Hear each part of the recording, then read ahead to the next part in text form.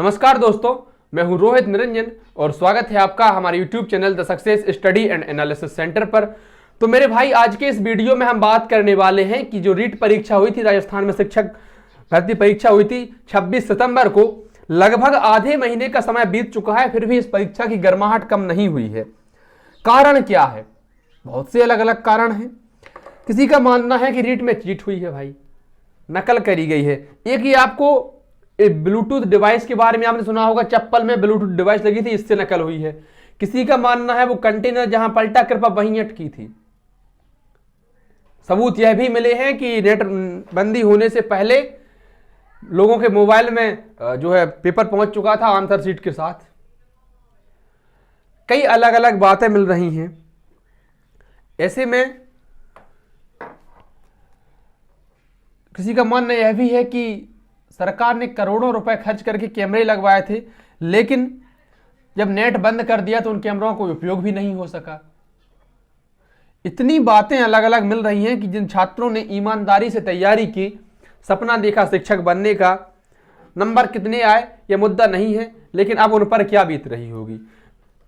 लोग बड़े भ्रमित हैं इस परीक्षा को लेकर।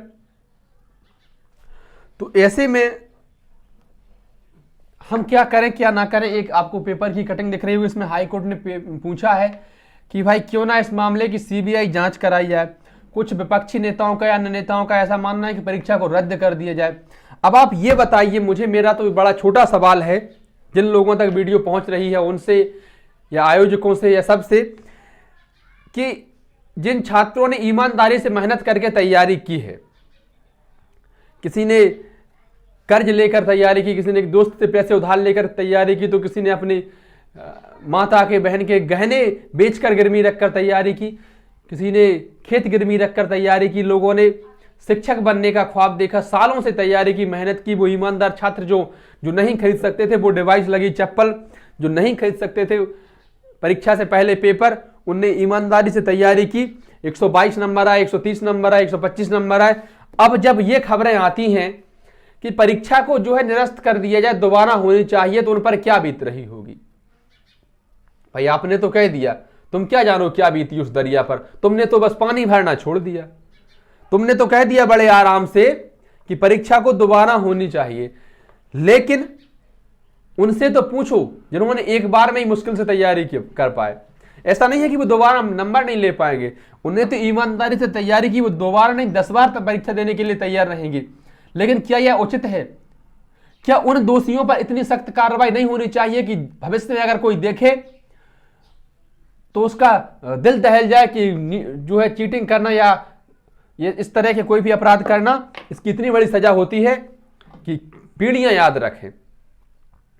क्यों ना नकल करने वालों को ऐसी सजा दी जाए कि दुनिया याद रखे कि हाँ, नकल करना बहुत गलत होता है। ये जिम्मेदारी सरकार की है, ये जिम्मेदारी आयोजकों की है। वो छात्र क्यों भुगते, वो छात्र क्यों परेशान रहे जिन्होंने ईमानदारी से परीक्षा दी है। कई सारे सवाल हैं उन छात्रों के मन में, उनके परिजनों के मन में, क्या होगा क्या नहीं होगा। दोस्त, मैं आपसे यही बात कहना चाहता हूं कि चिंतन जी भर के कीजिए, पर चिंता ना कीजिए। परीक्षा अगर दोबारा होती है तो आपके अगर ईमानदारी से नंबर आए हैं तो ईमानदारी से नंबर फिर आ जाएंगे, और अब तो इस बार 2, 4, 5 नंबर बढ़कर ही आएंगे अगर दुर्भाग्यवश परीक्षा रद्द होती है तो। लेकिन उनकी जिंदगी झंड ही रह जाएगी जिन्होंने बेईमानी करके या गलत तरीके से नंबर प्राप्त किए हैं। महाभारत में कर्ण बड़ा वीर था, साहसी था, बड़ा ही अच्छा योद्धा था, लेकिन उसको एक श्राप था। उसने, ऐसा माना जाता है कि उसने छिपकर जो है अपने गुरु से शिक्षा ली थी, तो उसको इस श्राप मिला था कि तुमने छिपकर शिक्षा की, बेटा ये मुसीबत के समय तुम्हारे काम नहीं आएगी। इसलिए जब मुसीबत में आया, तो मौत का समय आया, तो सारी शिक्षा धरी के धरी रह गई थी, सारी विद्या धरी के धरी रह गई थी। ऐसा ही इन लोगों के साथ होगा जिन्होंने गलत तरीके से नंबर अर्जित किए हैं, गलत तरीके से सब कुछ हासिल किया है, उनका भी भविष्य अंधेरे में ही रहेगा। लेकिन जिन्होंने छात्रों ने ईमानदारी से तैयारी की है, उनको परेशान होने की कतई जरूरत नहीं है। वो तो बहुत अच्छा करेंगे, भविष्य उनका उज्जवल रहेगा। धन्यवाद प्यारे साथियों। इस वीडियो को पीछे मेरा यही उद्देश्य था कि जो छात्र चिंतित हो रहे हैं वो चिंता ना करें, जो होगा सब देखा जाएगा। और लंबी सांस लेकर कहो कि तैयार है हम, कुछ भी हो जाए, बिल्कुल भी चिंता आपको नहीं करनी है। धन्यवाद प्यारे साथी।